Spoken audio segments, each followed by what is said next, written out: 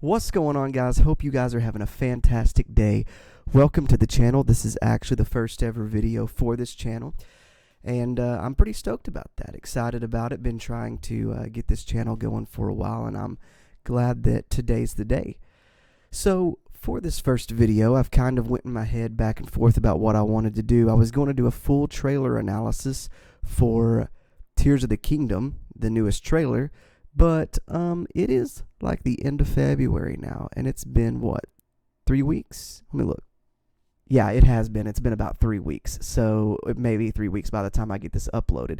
So for me, instead of doing a full trailer analysis of the entire trailer, thought about just highlighting some points, talking about some things that I found interesting from the trailer, and some things that honestly I just want to talk about Zelda in general, because I am excited for this game. I'm super stoked for Tears of the Kingdom.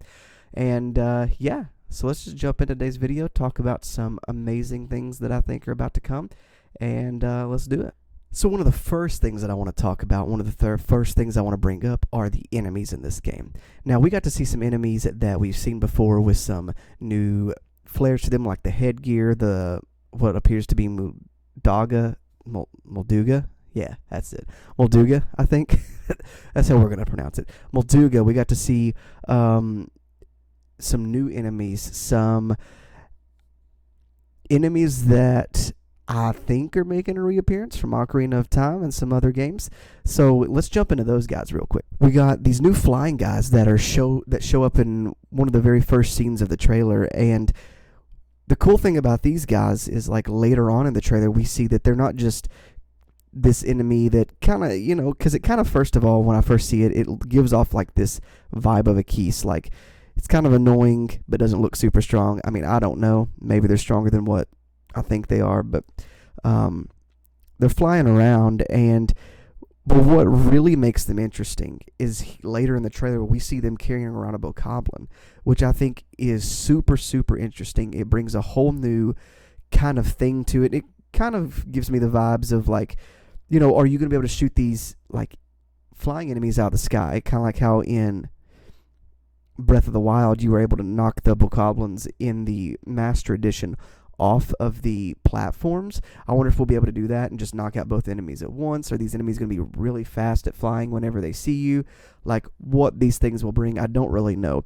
But I kind of want to come back to the flying enemies dropping off other enemies here in a second, because I have some absurd theories about that. And so the next enemy I want to talk about is what may have been my favorite enemy of the entire trailer.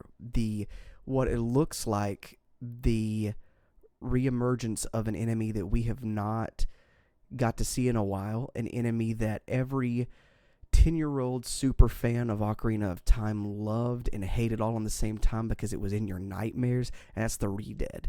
It looks like the Re-Dead has been reimagined, put and thrown in Breath of the Wild, and I am so excited for it. I don't know if it'll have the same mechanic. I don't know if they'll freeze you up when they scream.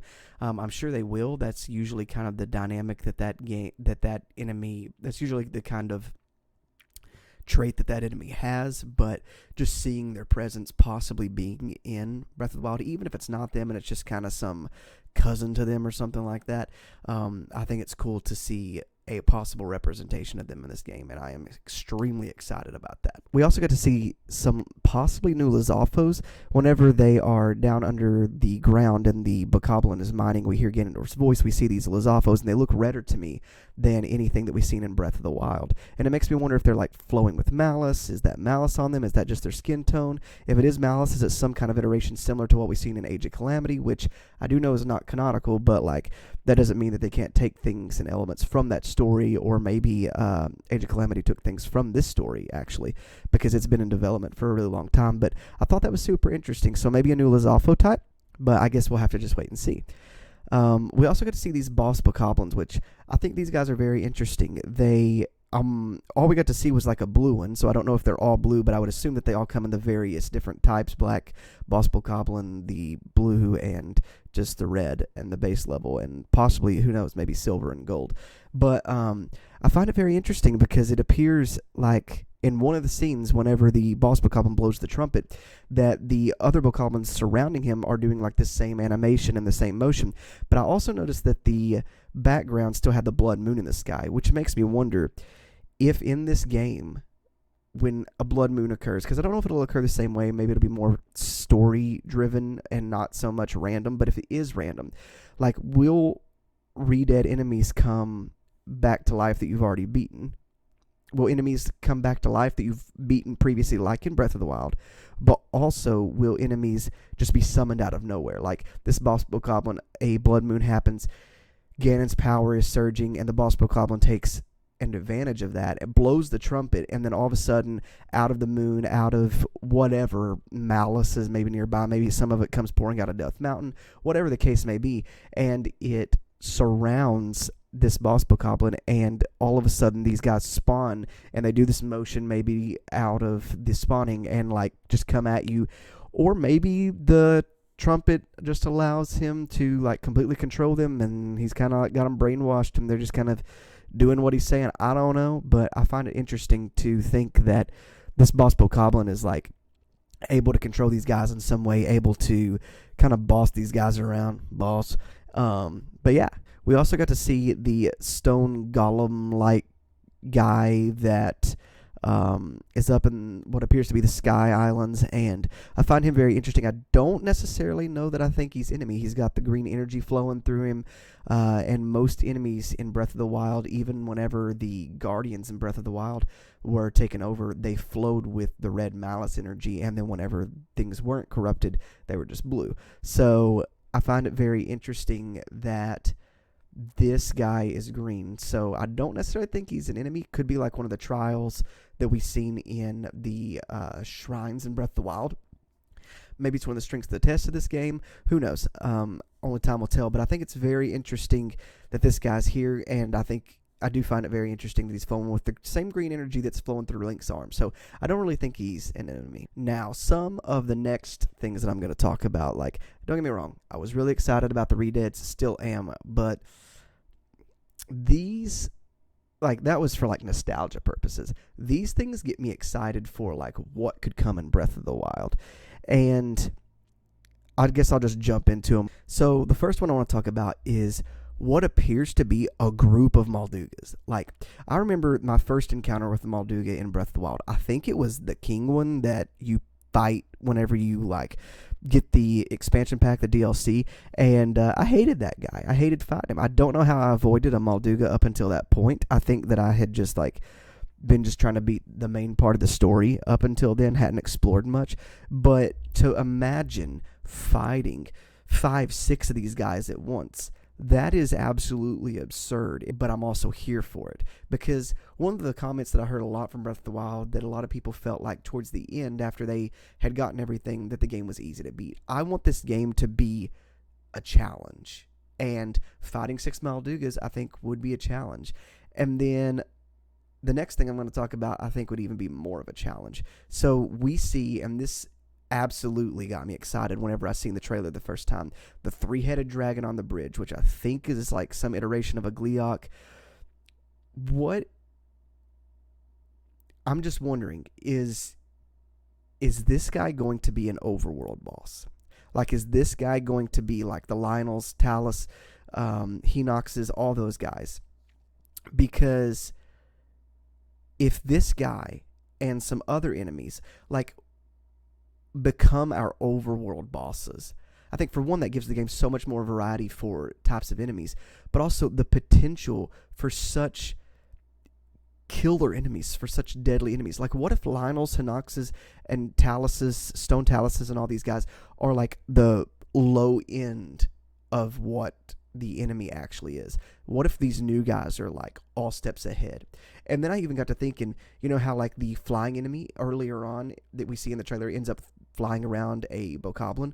What if a Gleeok like is big enough, because I don't think those other flying enemies are, but is big enough to carry around a Lionel, and then a Lionel, you're just running through Hyrule Field, maybe like building one of these crazy cars, and a Gleeok flies above you with a Lionel in its talons, and it drops the Lionel on one side of you, it lands on the other side, and now you have to fight a Lionel on one side breathing fire at you, and this 3-headed dragon on the other side.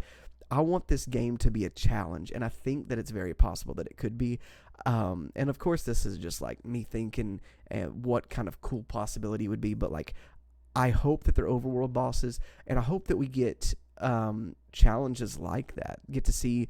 I would love for that to happen, and I also hope that like other previous Zelda bosses get to be overworld bosses, like in the underground. To get a Goma to be chasing you through like the catacombs of Hyrule, I think would be absolutely absurd. I think it'd be absolutely insane. I think it would bring so much excitement to the game.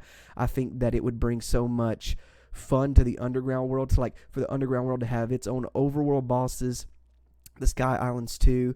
Maybe that's where we'll find more Gleeoks, maybe dragons of whatever different kind. I don't know. I just think that I think that the potential for enemies in this game, at first I didn't really think much about it. I kind of assumed that we'd had very similar enemies that we would in Breath of the Wild, but after this previous trailer, I am stoked about the potential for the enemies, about the potential for the difficulty of this game, and I'm hoping that it is a challenge. One thing that I want to point out as well is that one of the Hinoxes that's chasing Link, I heard or read somewhere where someone had said something about the thing on his head is like this wooden plate of some kind, like some wooden stump, and they said maybe that would be the way that we could use like a hook shot, which I think is absolutely insane.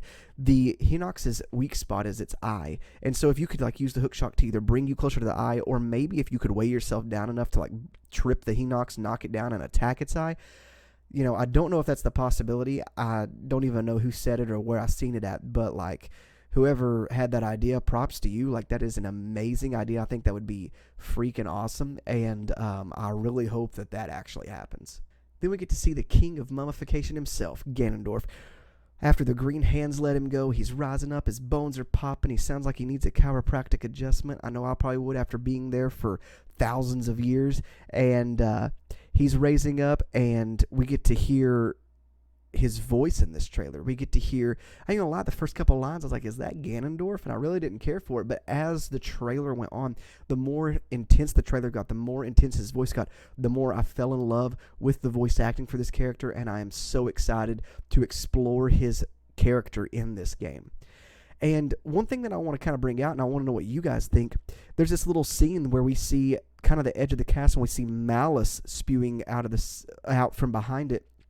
And I kind of wonder, like, is this Ganondorf possibly walking up towards the edge to kind of, like, look out over the kingdom as his castle that he's taken over now, I'm assuming, has risen? Or maybe this is just malice in the background because it's raising the entire castle. But I did wonder, is Ganondorf now, like, approaching the edge of the castle and he's ready to look out over the kingdom and kind of, I don't know, say a decree, say something to the enemies in the game, whatever it may be, throw some words at Hyrule that he wanted to say for thousands of years.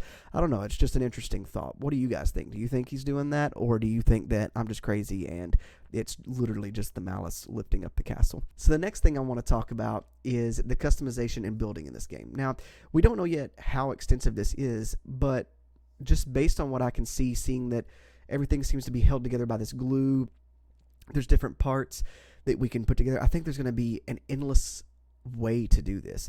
Now, of course, Nintendo is probably going to show us the most sensible way of doing things. At least I feel like they do. And so they showed us this cool looking car. They showed us this hot air balloon. They showed us this flying craft. But I think you're going to be able to attach those flying discs to like a tree trunk and fly off, or take a tree trunk and put two wheels on the side of it and put a steering wheel on it, and maybe two wheels isn't going to work and you'll just spin around in a circle. I don't know, but like, I feel like there's going to be such an endless possibility of what we can do, kind of like the physics that were in Breath of the Wild, like the manipulation that people are able to use with the physics in that game. I think something similar is going to maybe come out of this customization. Also, and I'm really hoping that we get to customize weapons as well.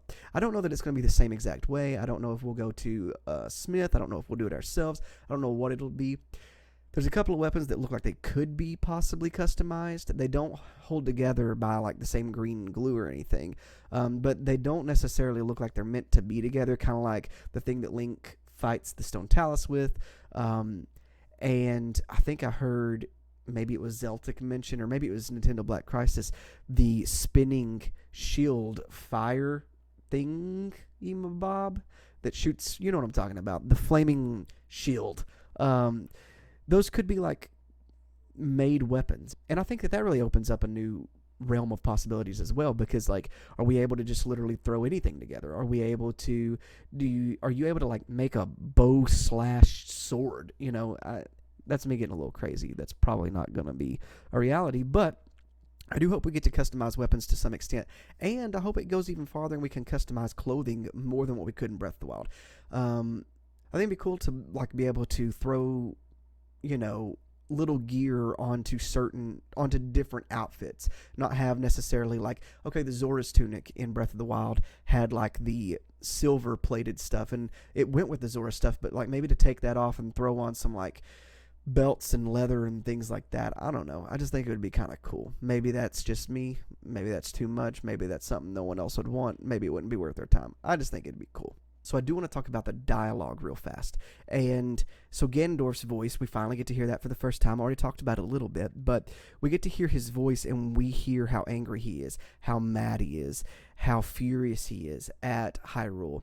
And assuming that he obviously has not met this Zelda before, but he's mad at the royal family. He's mad at Hyrule. He's mad at Hyrule's allies. Like he tells his servants to, how is it he says it?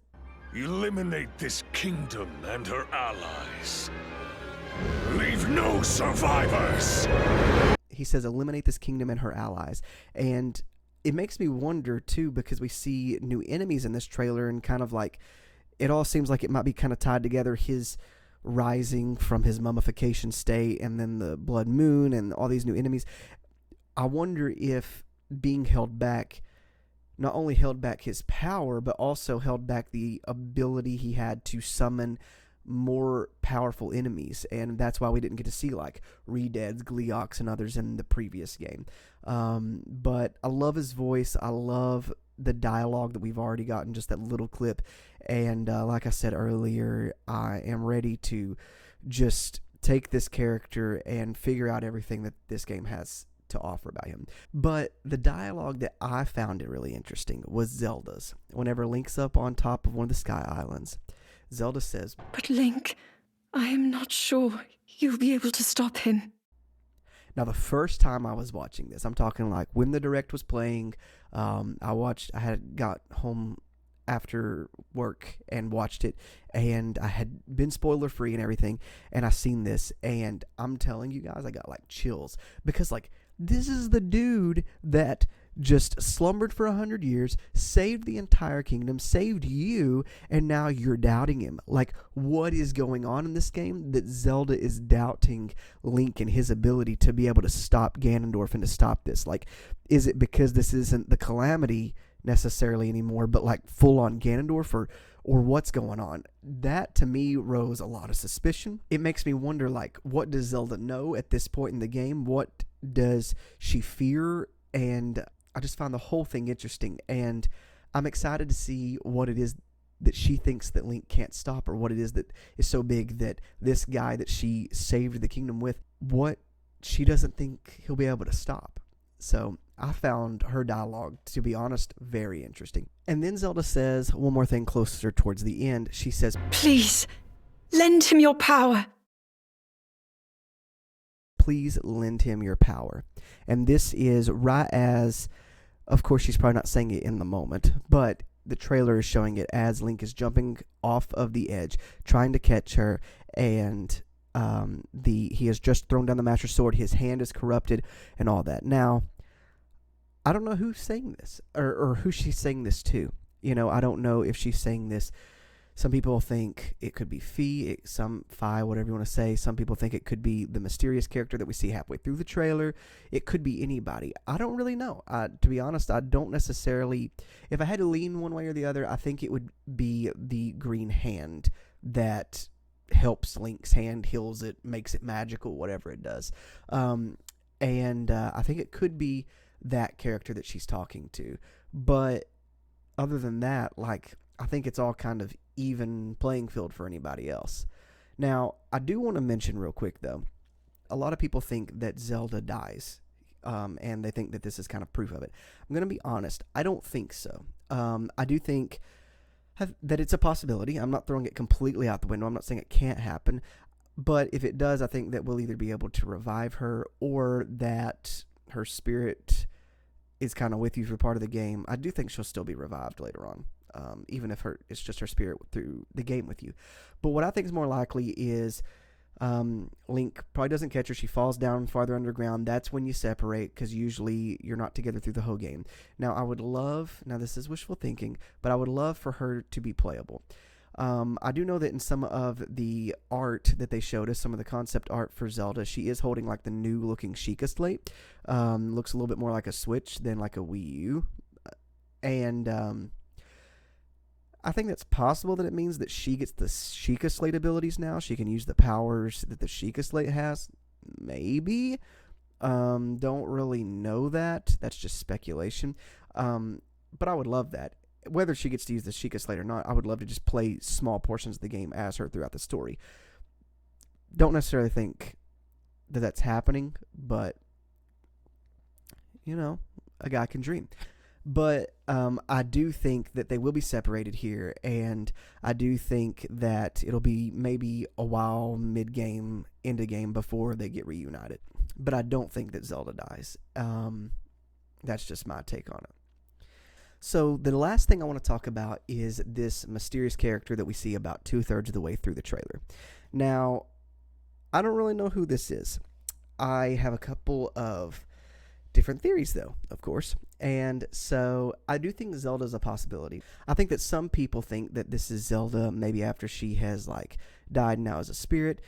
That is possible. The character does look to be shining, but I don't know that that's necessarily anything other than the sun, because it appears like they're in the sky, and the sky seems to have this brighter essence to it than the mid-ground of Hyrule. It seems like the sky is bright. Regular Hyrule is kind of like it was in Breath of the Wild, and then underground is dark. But I think the more likely candidate is Hylia. That's my most likely candidate for this. I think that we may return back to Hylia in this game, this game seems to be pulling a lot of things from Skyward Sword, and I think that it's very possible that it's Hylia. Now, of course, Hylia and Zelda are often one and the same, so is it maybe Hylia reborn as Zelda? Because Zelda is Hylia reincarnated. So I don't know if it's, after Zelda has fallen, and maybe Zelda goes through some kind of purification thing, even though she did get all of her powers in Breath of the Wild. So I don't know exactly how that would work out, or at least I thought she got all of her powers. Maybe she hasn't fully awakened to everything, and she does in this game, and that allows her to completely be Hylia in the flesh or something like that, kind of completely reincarnated. I do think, however, that there is another possibility. Now, this one is very far-fetched, but, that's what the fun and speculation is before these games come out, right? Throwing out our random ideas, Lionel's being carried by Gleeox. I think that's the fun side of it. So, I think, now, obviously it could be none of these people, but I think a third possibility is Zelda's deceased mother. And there's no solid evidence for any of that, other than this character seems to be female. But, we know that Zelda's mom's dead from the first game, and this character does glow. Now, they don't glow the same as the King of Hyrule or the champions from Breath of the Wild, because they had, the bluish flames that were flowing around them. But maybe this is just, kind of a different setting. Maybe Zelda's mom has some different kind of spiritual awakening of some kind. I don't know. But I think it's interesting to think that we could meet Zelda's mom in this game. If we don't meet her and this isn't her, and I don't think it is, I do think the chances of this being Zelda's mom are less than 1%, but I do hope we get to hear about her, learn more about her in this game, and see more about her, even if we don't get to actually see her and meet her physically. But it'd be cool if we got to meet her. Don't you think so? Yeah. But anyways, obviously it could be somebody completely different, completely new goddess, completely new anything. And, maybe it's Impa reborn or not reborn, but younger. Pyrrha's youth serum worked, and she gave it to everybody, and they're all going to look like they did in Age of Calamity or something. I don't know. But anyways, also one cool thing that we got to see was Link grinding on his shield down a rail instead of riding a cart like a proper gentleman. And I guess he is Tony Hawk now from Tony Hawk Pro Skater. We're doing a crossover of the game. Maybe we get to do some kick flips, some heel flips, and some ollies, you know. I think that's pretty cool. I think that'd be pretty nice. Maybe do some, maybe we'll have a skateboarding competition with some other various characters in the game. Maybe Groose will come back from Skyward Sword, or maybe one of his descendants, and we will get to have a skateboarding competition on Shields. I think that would be cool. But anyways, thanks guys for checking out the video today. You know, we've only got about 2 months left. I'm excited. I plan on streaming the game. May be my first stream. I'm going to try to get things up before then, but I'm not a huge tech guy, and figuring out how to get everything up and running has been a little bit of the halt on me getting any videos up as well. So just bear with me, and hopefully you guys will join me on stream whenever I do get that up. And until then, I'll try to keep kind of a steady flow of YouTube videos going. I have some ideas, not just Zelda stuff, some other things as well, Fire Emblem, review some various things. But anyways, thank you guys for checking out the video today. If you liked it, leave a like, leave a comment down below, and don't forget to subscribe and click the bell notification. But thank you guys for checking out the video. Thanks for making it this far, and I will see you guys on the next one. Thanks.